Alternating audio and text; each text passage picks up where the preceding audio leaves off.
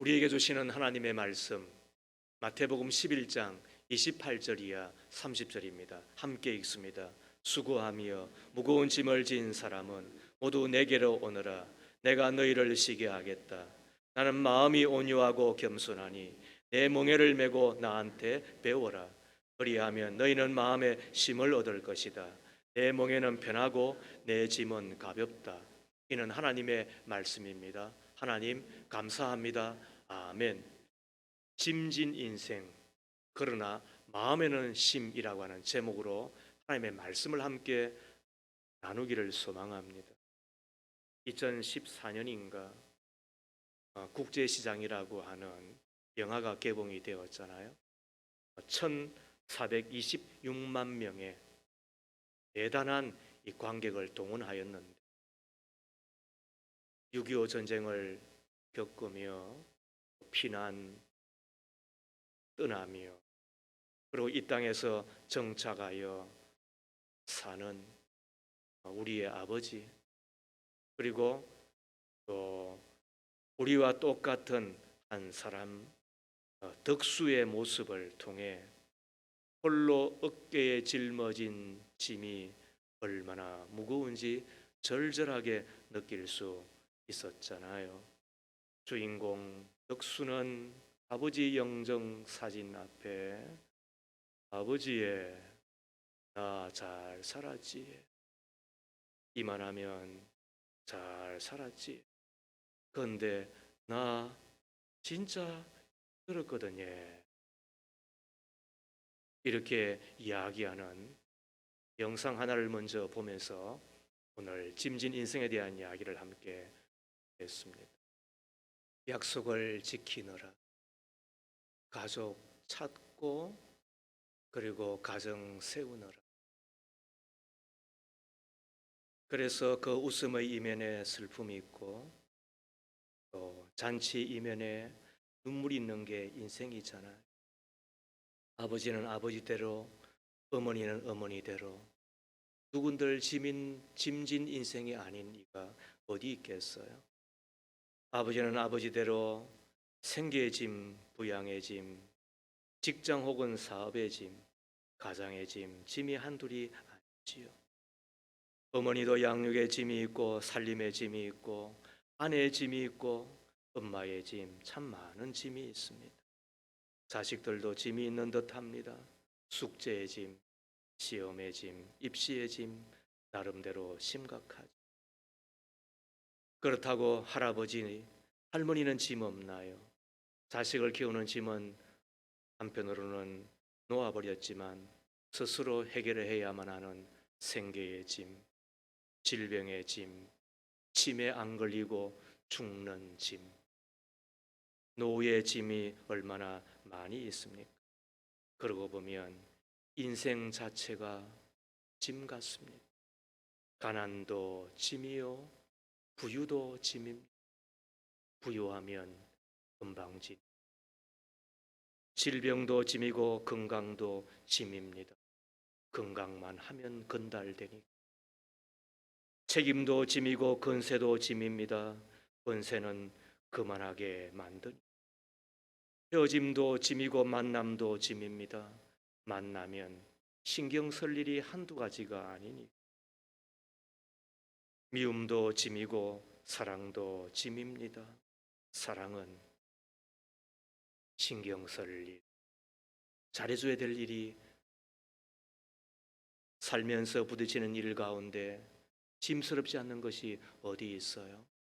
그래서 어떤 이는 나라의 최고가 되면 짐이 없을 거다, 이렇게 생각한대요. 그런데 어쩌 하니까 예전에 청와대에 있는 분은 청와대에 있을 때가 가장 짐스럽대. 그러고 보면 한 나라의 왕이 되거나 대통령이 되는 것도 짐이고 인기가 많아지는 것도 짐이고, 결혼하면 짐이 없습니까? 결혼해도 짐이잖아요. 자식을 낳으면 짐이 없습니까? 자식이 짐이잖아요. 어떻게 보면 짐 아닌 거 하나도 없는 게 이 세상이잖아요. 그래서 요즘은 아예 짐스러우니까 결혼도 안 한다고 그래요. 결혼 안 하면 짐이 다 벗겨집니다. 혼자 먹는 거는 더 짐이에요. 그 고독의 짐, 그 외로움의 짐을 어떻게 하시겠어요? 자식이 없는 것도 짐이잖아요. 어떤 이는 그래요. 예전에는 몰랐습니다. 예전에는 없는 것이 편한 줄 알았습니다. 그것이 행복한 줄 알았습니다. 그런데 이제 와서 보니까 자식 없는 것이 얼마나 괴로운지, 이것이 짐이 될 줄 이제서 깨닫습니다. 그런 이야기를 한다. 혼자서는 먹는 것도 괴롭습니다. 먹는 거는 좋은데 먹고 나서 설거지는 누가 합니까? 저도 자취해 보았는데 설거지가 도통 싫어요. 그래서 혼자 사는 집에 가 보면 설거지 할 거리가 이틀이고 사흘이고 어떠니 일주일 내내 그대로 있잖아요. 왜냐하면 하는 것은 다 짐이 되기 때문에 그런 것 같습니다. 그렇다면 우리에게 이 짐, 우리가 어떻게 해야 바른 자세가 되느냐는 거죠. 짐 없는 인생이 없는데, 다 짐을 지고 있는데 그 짐을 어떻게 해야 되겠냐는 거예요. 오늘 우리는 이 말씀을 우리가 함께 배우기를, 첫 번째, 벗지 못할 짐이라면 스스로 짊어지는 것이, 벗지 못할 짐은 어떻게 하라고요? 스스로 짊어져야 돼요. 한때 개그맨 이경규 씨가 이런 이야기를 했어요. 인생의 짐을 함부로 내려놓지 마라. 대학생들 앞에서 그가 자신의 지리산 등반 이야기를 소개하면서 한 이야기인데, 지고 가는 배낭이 너무 무거워 벗어버리고 싶었지만 참고 정상까지 올라가 그 배낭을 열었더니 먹을 것이 많이 있더라. 여러분, 그렇지 않아요? 학생은 책가방 벗을 수 없는 거예요. 어떤 이는 그래요. 학교 가면 다 사물함에 있어서 책 놔두는데 책가방이 어디 있어요? 이야기를 그렇게 들으면 바보라 그러는 거예요. 학생이 책가방 벗으면 어떻게 돼요? 산에 올라가는 네가 등산 배낭 벗으면 어떻게 되는 거예요? 그거는 지금 국사공 올라갈 때는 하는 이야기지. 그죠? 그런데 벗지 못하는 짐, 짊어지고 갔더니 뭐가 있더라? 먹을 게 가득하더라. 추울 때 입을 옷이 있더라. 목마를 때 먹을 물 있더라는 것 아닙니까? 그러고 보면 인생사 살아가는데 벗지 못하는 짐이 있어.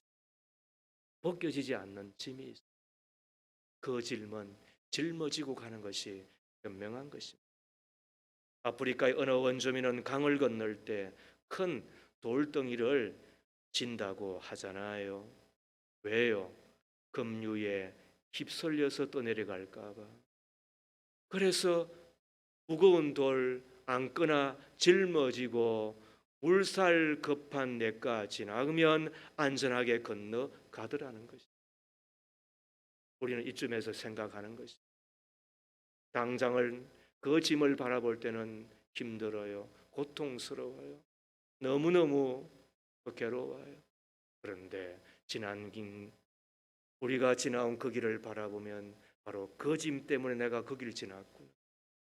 그 짐 때문에 내가 그 냇가 지나였고, 내가 그 짐 때문에 내가 지금 오늘 내가 있는 것이구나. 여러분, 짐을 한번 져 보세요. 자연스럽게 걸음걸이가 조심스러워지잖아. 절로 고개가 숙여지고 허리가 굽혀지잖아요. 그리고 시선이 아래로 향하게 되잖아요. 바로 그 마음 가지고 살아가는 것이 인생이라고 한다면 우리는 다시금 생각합니다. 내 짐은 짐으로만 남는 것이 아니라 나에게 선물이기도 하고 나의 스승이기도 하고 내 인생을 다듬어주는 조련사이기도 하고. 여러분, 이쯤 돼서 우리가 어떻게 정리하는 게 맞아요? 얻지 못할 짐은 스스로 짊어지는 것이 현명하다는 것입니다. 너무 짜증내지 마라. 너무 신경질 내지 마시라고. 두 번째로, 그러나 무거운 짐이 있습니다. 그 짐은 맡겨야 합니다. 28절 말씀을 우리가 함께 읽어볼까요? 시작. 수고하며 무거운 짐을 진 사람은 모두 내게로 오너라. 내가 너희를 쉬게 하겠다. 주님의 말씀이에요. 예수님이 이 땅에 계실 때 예수님 주변으로 모여드는 사람들이 많이 있었죠. 그 가운데는 하루 벌어 하루 먹고 살기도 벅찼던 각종 세금과 노역에 시달렸던 가난한 민중들도 있었고, 부자와 권력자들에게 손가락질 당하고 따돌림 받았던 땅의 사람들도 있었고, 종교 지도자들로부터 무시당하고 전혀 위로받지 못하였던 슬픔의 사람들도 있었습니다. 한마디로 말하면 그 짐 때문에 버거워 비틀거리며 눈물 짓지 않을 수 없었던 수고하고 무거운 짐진 자들이었습니다.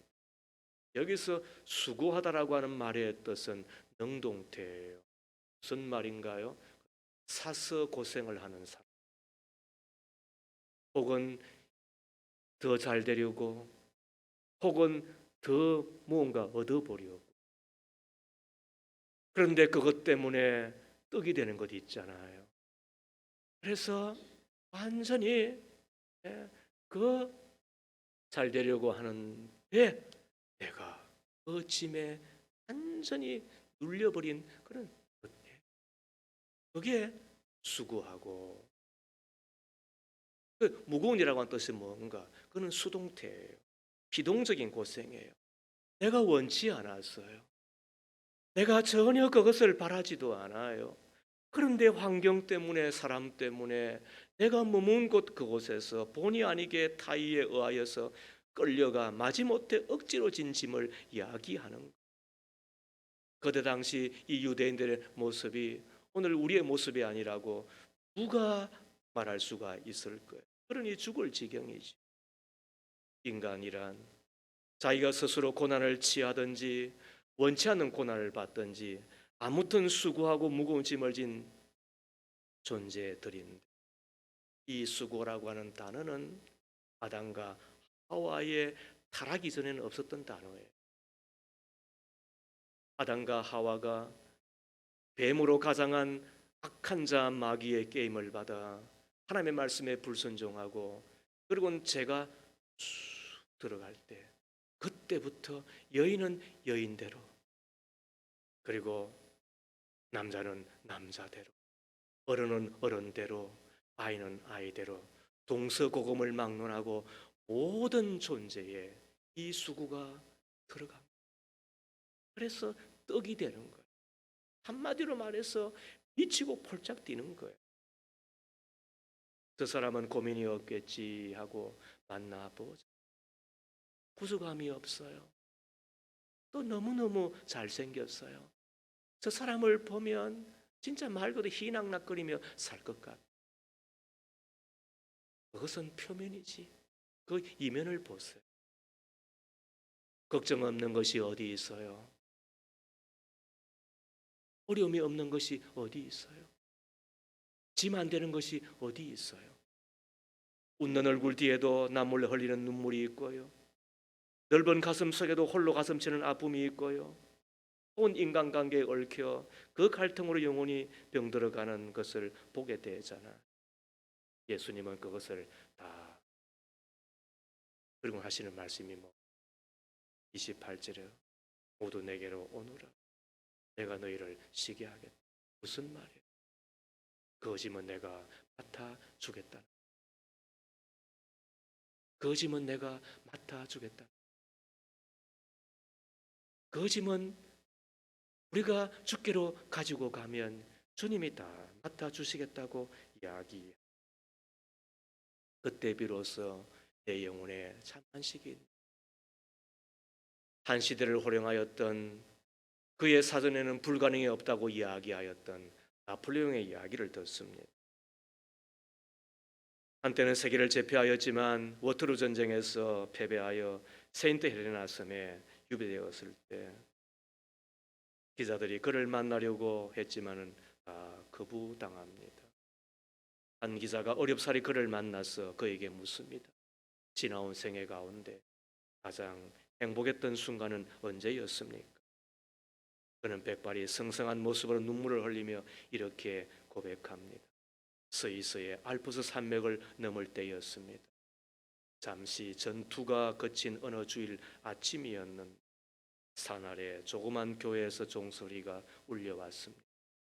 그 종소리에 이끌려 교회당으로 들어갔는데 그때 나도 모르게 눈물이 주르르 흐르며 최고의 행복을 맛보았습니다. 여러분, 내 마음의 참 안식은 어디에 있는 것입니까? 내 마음의 심은 어디에 있는 것입니까? 그런데 우리는 지금 어디로 달려가고 있으며 혹은 어디에 머물러 있는 것입니까? 마누라 품 안에 없습니다. 남편의 품 안에 더더욱더 없습니다. 자식의 품 안에 여러분 그런 거 믿지 마세요. 이 세상에 친정 부모님도 그냥 내 하소연을 들어주는 정도에 불과한 것이 여러분 그것도 미신인 것입니다. 내 집 맡길 수 있고 맡겨도 어떤 때는 안 맡아주겠다고 그러는 분도 있잖아요. 그래서 자기 낳은 자식도 버리는 있잖아. 아무리 이 세상에 어느 누군들 내 집 맡아주고 나도 책임지지 못한다고 하는. 그러나 오직 우리 예수님, 그분은 땅과 하늘을 만드신 창조주 하나님이시니 그래서 그분의 초청은 절대적인 초청이며 그분이 우리에게 하시는 약속은 변치 않는 하늘의 약속, 땅의 약속이 내가 지게 하고 언제 나에게 그 짐을 맡기 제 짐을 맡길 수 있기를 바랍니다. 주님께서 말씀하시잖아요. 오늘아 우리가 서로 변론하자. 너희의 죄가 주홍빛과 같다 하여도 눈과 같이 희어질 것이요 진홍빛과 같이 붉어도 양털과 같이 희어질 것. 갈라디아서 1장 4절 말씀은 우리의 죄를 짊어지신 예수라. 그래서 우리가 자유를 얻었다고 이야기하잖아. 예수께로 나아가면 우리의 질병의 짐도 다 주시는 거잖아. 이사야 53장 5절에 그가 찔림은 우리의 허물 때문이고 그가 상처를 받는 것은 우리의 약함 때문이다. 그가 징계를 받음으로써 우리가 평화를 누리고 그가 매를 맞음으로써 우리의 병이 나았다. 믿기를 바랍니다. 매우 조심스러운 이야기지만 저희 장인 어른이 이제 내일 모레면 거의 90이 되어요. 근데 이분이 지난 추석에 이 단기 선교로 인도라고 하는 땅에 열흘간 다녀오셨어요. 저희들은 다 말렸습니다. 아버지, 거기 가시면 민폐됩니다. 선교하러 가셨다가 혹시 잘못되면 민폐되는데 어떻게 하실 거냐고. 그래 말렸잖아요. 그런데도 불구하고 다녀오셨어요. 그런데 이분이 몇 년 전에 암이 발견되었어요. 여러분 췌장암이라고 하는 암 아세요? 그 암은 발견되면 그냥 어떻게 돼요? 보통은 준비해야 되는 거예요. 한양대 주치의를 만났더니 가족 가운데 이야기할 수 있는 분을 모시고 오라고 그랬더니 저희 아버지가 하는 이야기가 그럼 제 아내지요 하면서 데리고 오겠다고 했더니 아내는 안 된대요. 아니면 같이 죽을 일이 있나 갈로 열고 아마 그런 뜻이었던 것 같아요. 그러니까 자식이 있으면은 데리고 오라고 했더니 아무튼 아들은 뭐 의사니까 뭐 같이 올 수 없다고 이야기했더니 그분이 아마 같은 동종의 업종의 사람이니까 그래요. 그렇다면 전화라도 한번 연결시켜 달라고 그 전화를 또 누르고 했더니 막내 아들이 받은 거야. 그러면 의사니까 말이 통했는가 봐요. 하는 이야기가 큰 병원 아시지 않느냐? 암이 발견되면 다 수술하라고 권하는데 그러나 당신이 의사니까 이런 이야기인 거예요. 약 처방을 할 테니까 잘 드시게. 그리고 아무튼 건강 회복하기를 바랍니다라고 하는 이야기였겠지만 아무튼 약 잘 드시라고 그렇게 이야기해 줬다. 근데 최근에 다시 그 의사한테 갔더니 약 안 드셔도 됩니다.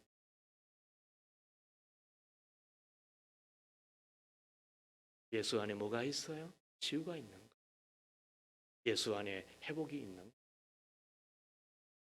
이게 우리가 믿는 예수예요.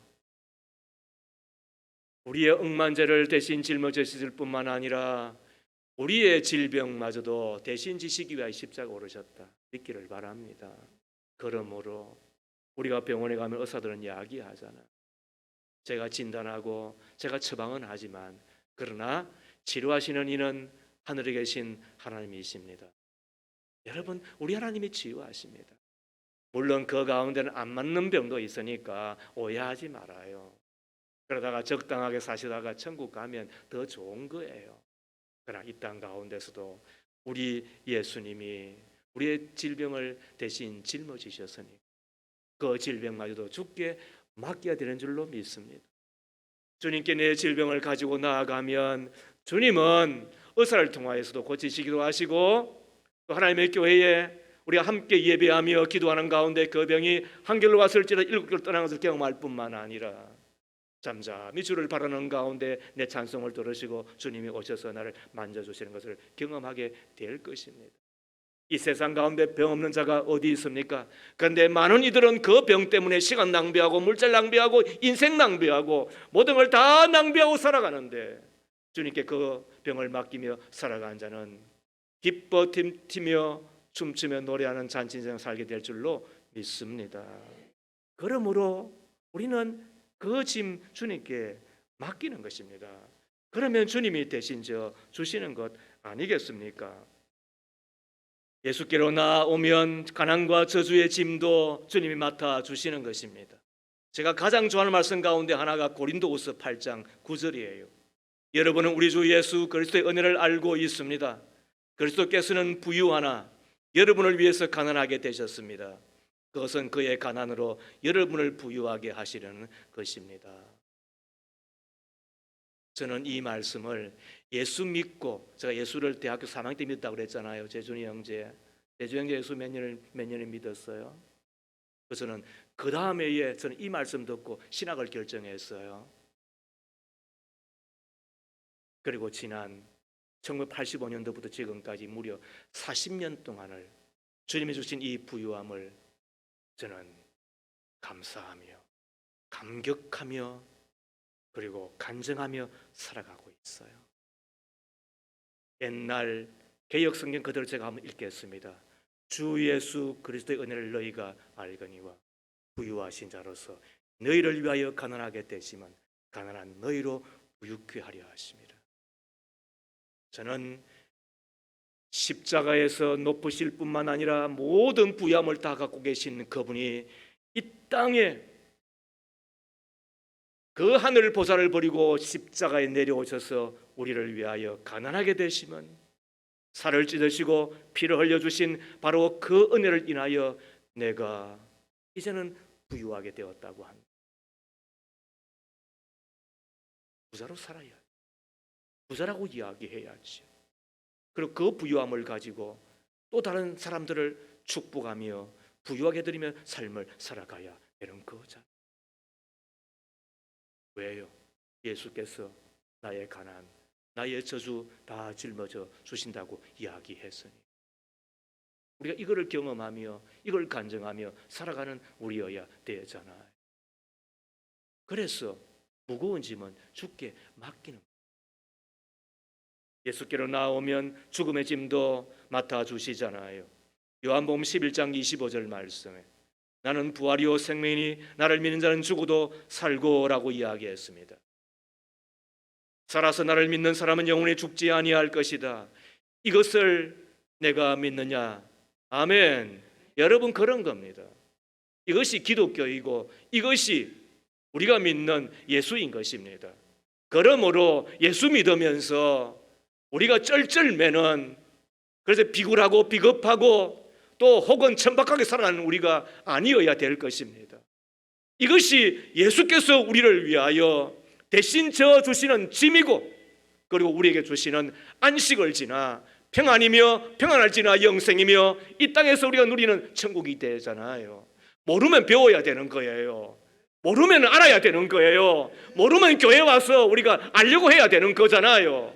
말씀 한마디 들었더라도 그때 깨달음이 있으면 그것이 내 인생을 어떻게 하는 거예요? 뒤집어 놓는 거잖아요. 다시 이야기합니다. 저는 대학교 3학년 이야기 때 친구가 전해주는 요만한 책자 하나에 그거 믿고 예수 믿었어요. 그 다음 주부터 교회 갔어요.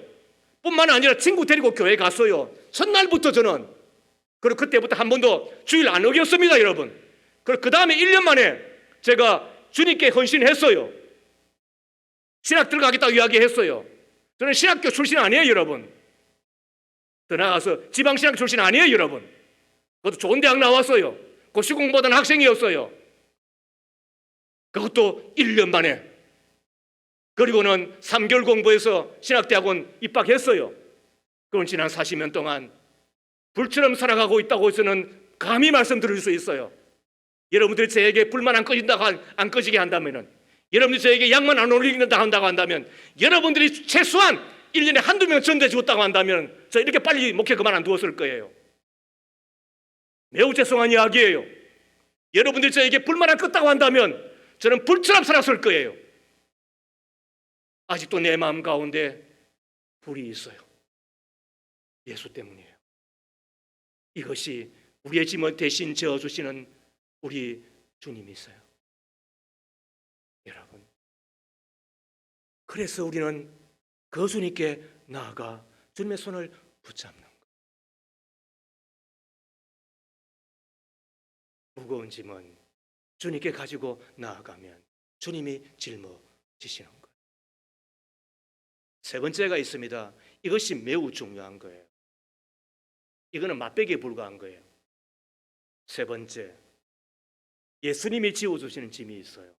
그거는 벗으면 안 돼요.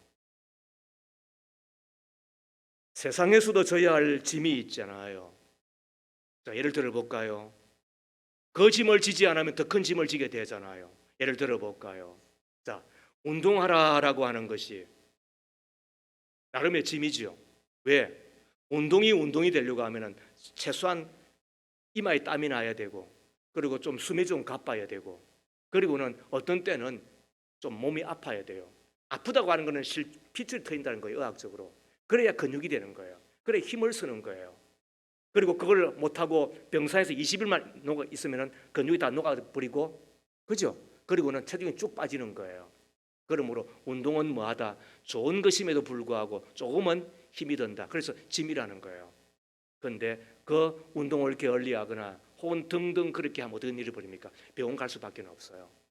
그때 병원 가면 그때 비로소 선생님 이러면서 하는 이야기가 이 약 드시고 꼭 운동하세요 그런다. 건강할 때 하는 운동은 말 그대로 할만해요. 그러나 병들었을 때는 운동은 안 하면은 이제는 죽을 것 같으니까 안 할 수 없는 것이 되는 거죠.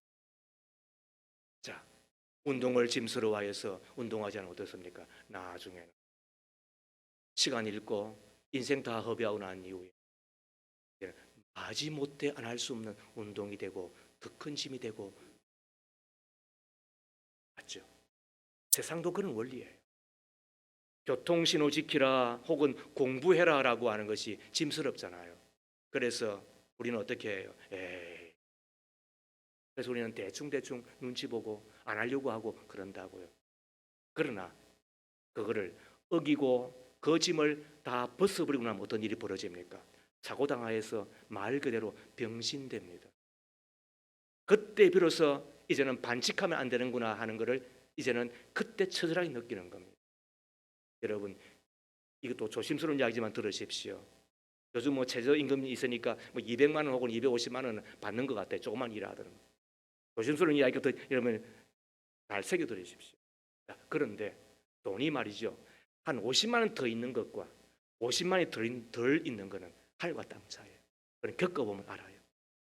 50만 원이 더 있으면 삶의 여유가 있고 갈 데도 많아요. 만날 사람도 많아요.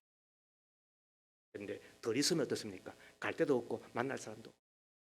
그러고 보면 시간이 없어서 못 만나는 것이 아니라 끝내는 뭐가 없어서?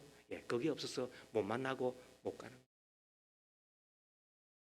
그런데 그거를 극복하고 뛰어넘게 하는 것이 뭐라고요?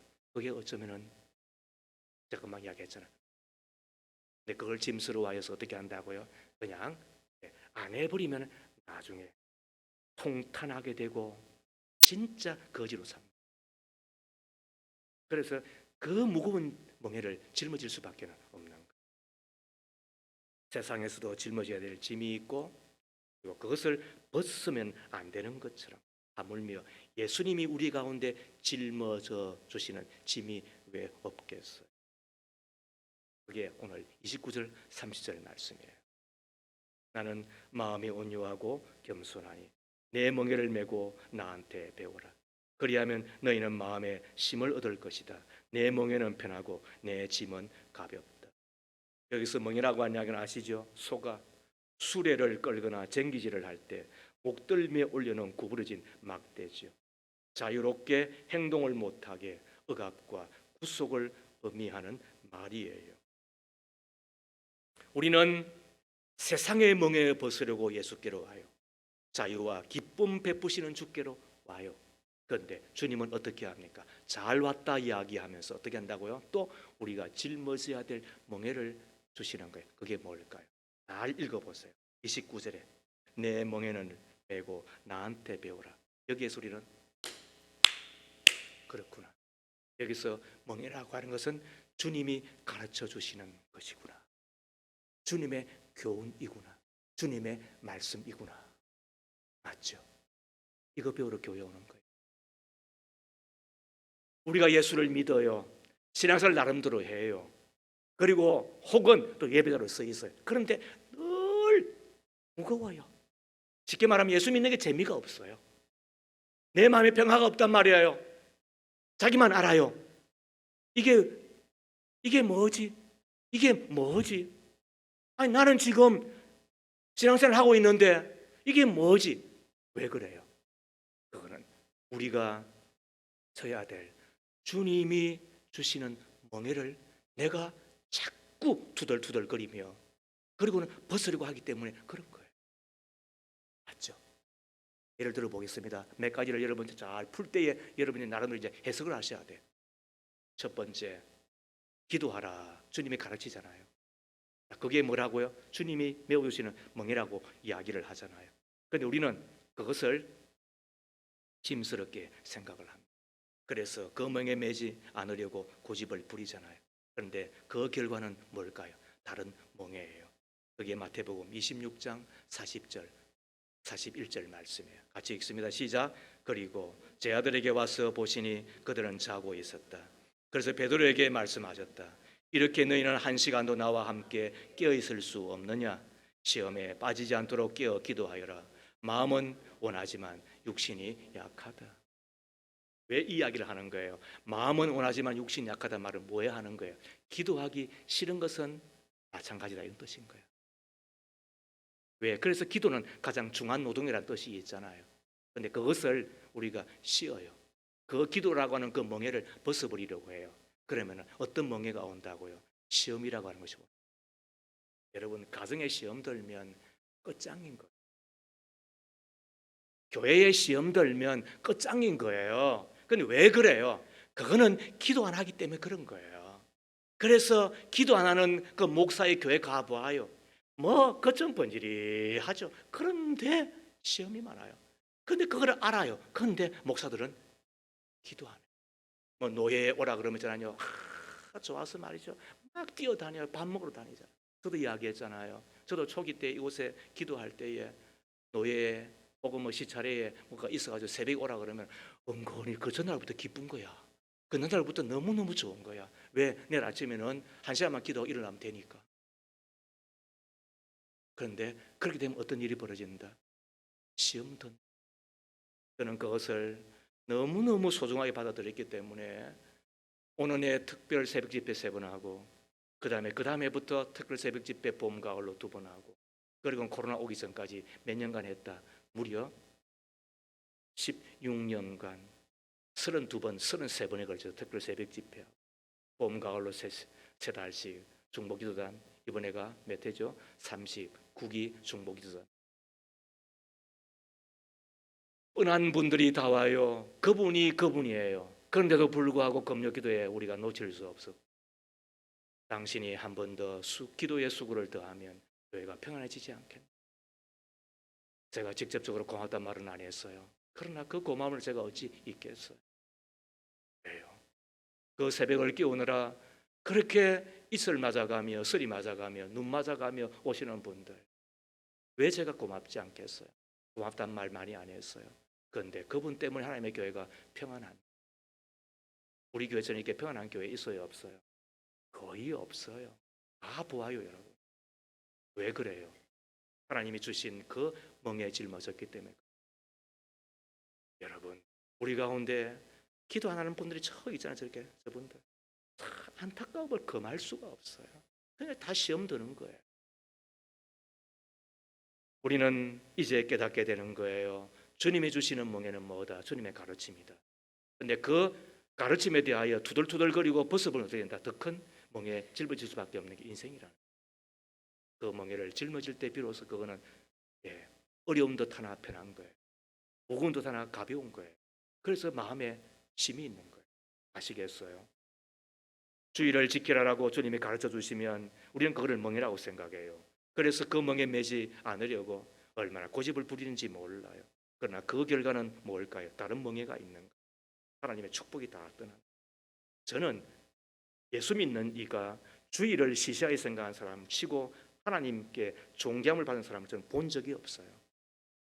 제 40년 동안 신앙생활이에요. 그러나 그 전까지는 몰랐다고 한다면 그건 봐주어요.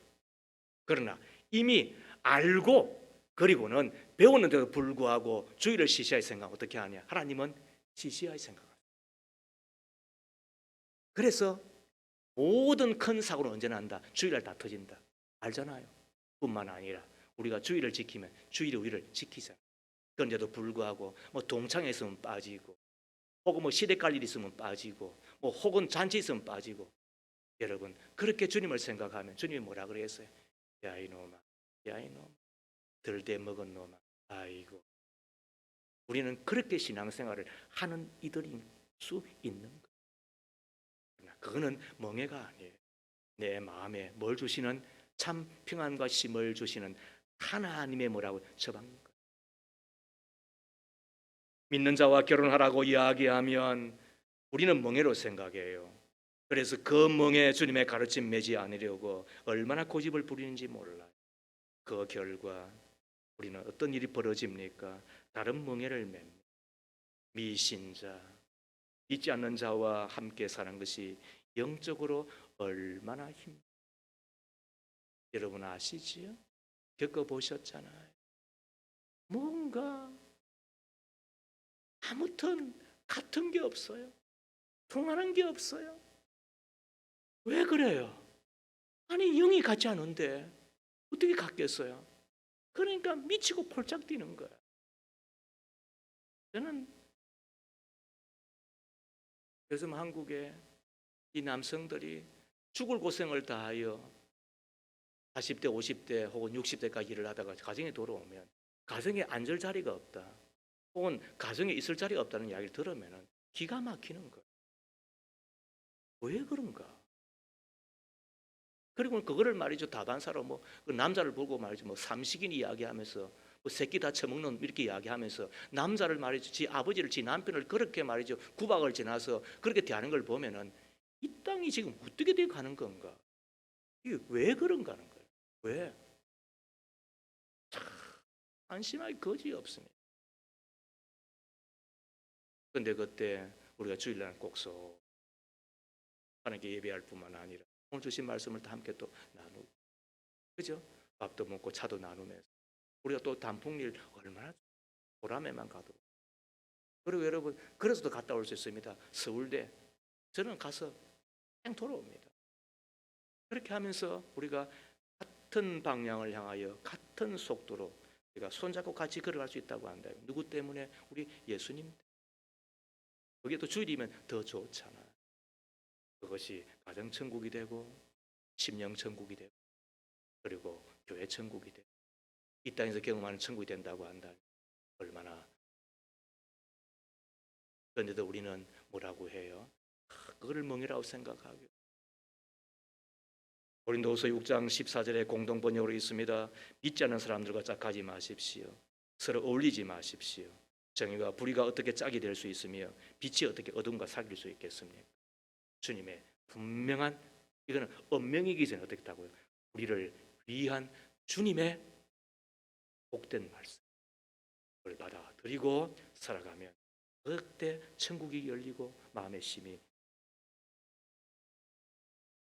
청년들에게 권하는 주님의 멍에를 한번 볼까요? 말씀을 마음에 두라고, 그러면 범죄하지 않는다라고 주님이 말씀하세요. 그런데 우리는 말씀 들으라. 다니엘 기도가 얼마나 좋아요. 여러분, 제가 좋아하는 건 좋은 거예요. 여러분 저를 몰라요? 이렇게 까다로운 목사가 어디 있어요? 채은아, 너 나를 모르지? 모르지. 당연히 어떻게 알겠어. 그러나 나처럼 이렇게 까다롭고 이렇게 여러분 이렇게 하나님과 교회를 사랑하는 사람이 어디 있어요, 여러분? 네?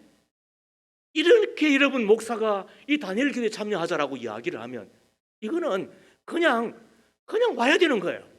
그런데 가까운 데 있는데 젊은이들 안 온 걸 보면은 어떤 때는 보면은 기가 막혀요. 제가 좀 전에 이야기했잖아요.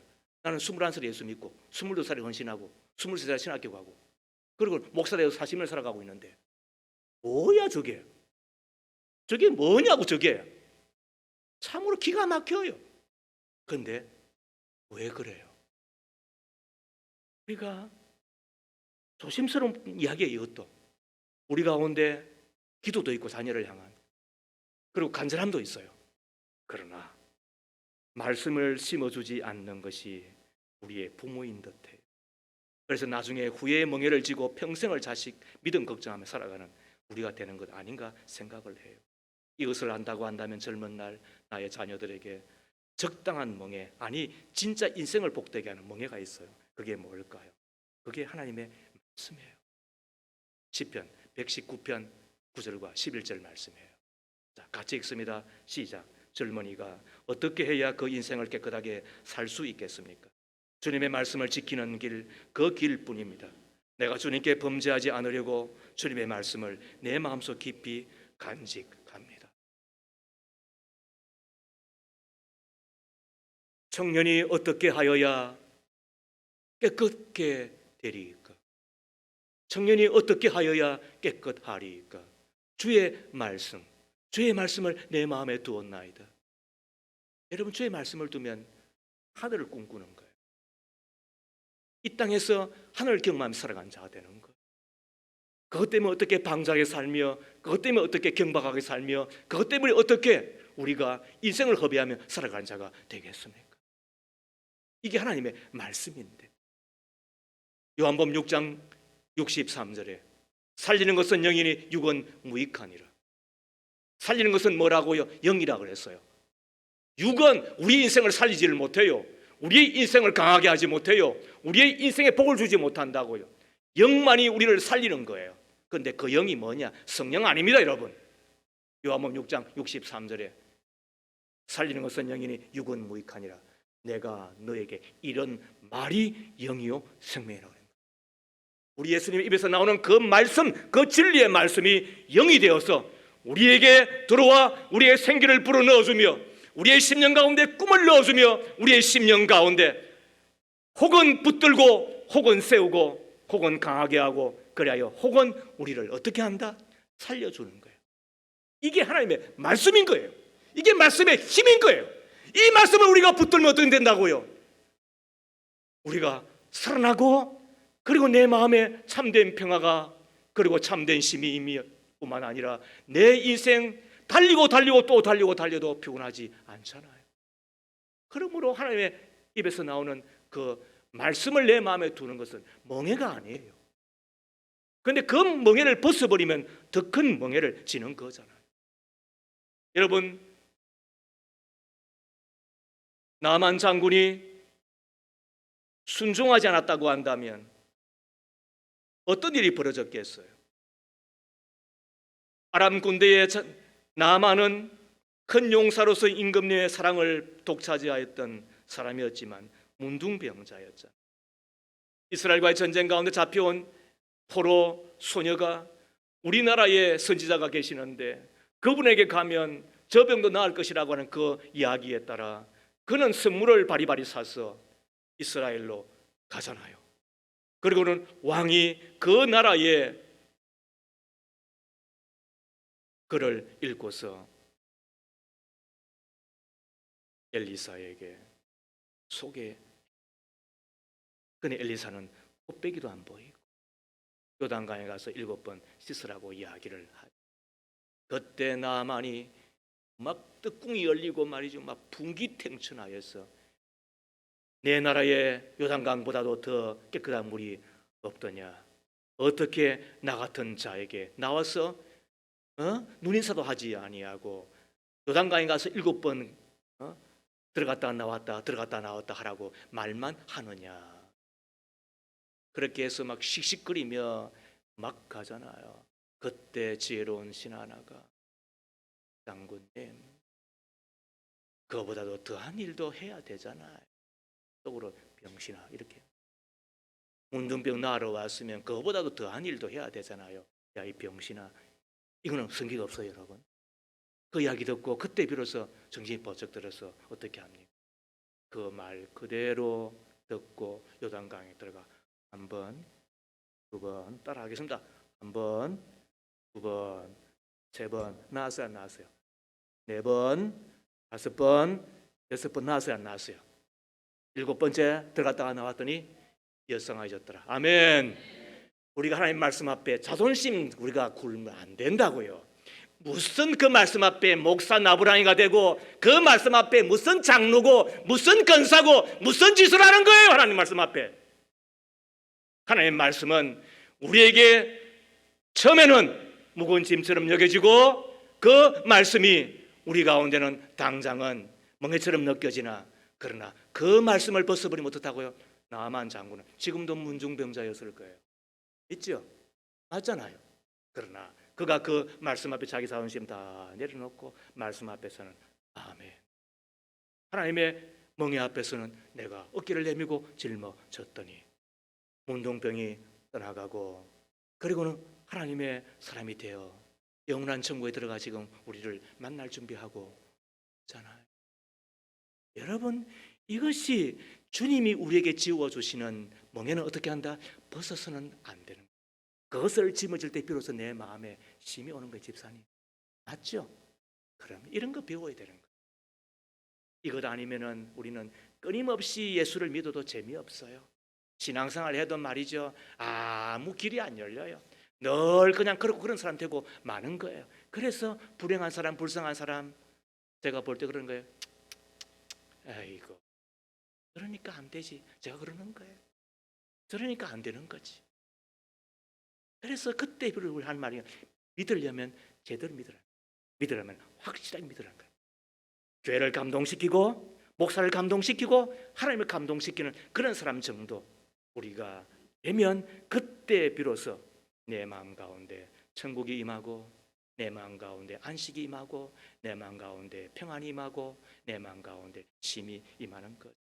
시 한 편 읽으면서 오늘 말씀을 함께 마무리해. 내 등에 짐이 없었다면 나는 세상을 바로 살지를 못했을 겁니다. 내 등의 짐 때문에 늘 조심하면서 바르고 성실하게 살아왔습니다. 이제 보니 내 등의 짐은 나를 바르게 살도록 한 귀한 선물이었습니다. 내 등에 짐이 없었다면 나는 아직도 미숙하게 살고 있을 것입니다. 내 등에 있는 짐의 무게가 내 삶의 무게가 되어 그것을 감당하게 하였습니다. 이제 보니 내 등의 짐은 나를 성숙시킨 귀한 선물이었습니다. 짐 없는 인생 없습니다. 벗지 못할 짐은 내가 짊어지는 것이 현명. 그러나 무거운 짐, 죄의 짐, 질병의 짐, 가난의 짐, 저주의 짐, 죽음의 짐은 주께 가지고 나아가면 주님이 맡아주시는 것입니다. 그러나 짐 벗었다 하더라도 주님이 주시는, 지워주시는 멍에가 있습니다. 그것은 주님의 가르침입니다. 그건 주님의 말씀입니다. 그 말씀은 순종하며 따를 때에 그때 신앙생활에 길이 열리고 내 마음의 평안이 이 땅에서 천국을 경험하게 될 뿐만 아니라 영원한 천국, 내 아버지 집에 들어갔을 때 열렬하게 환영받는 우리가 될 것인데, 믿으시면 아멘 합시다. 감사합니다. 하나님께서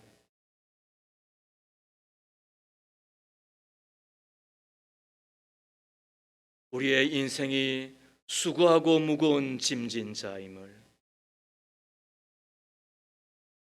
벗지 못하는 짐은 짊어져야만 현명한 것이고 그때 선물이 되고 서성이 된다고 말씀하시니 감사합니다.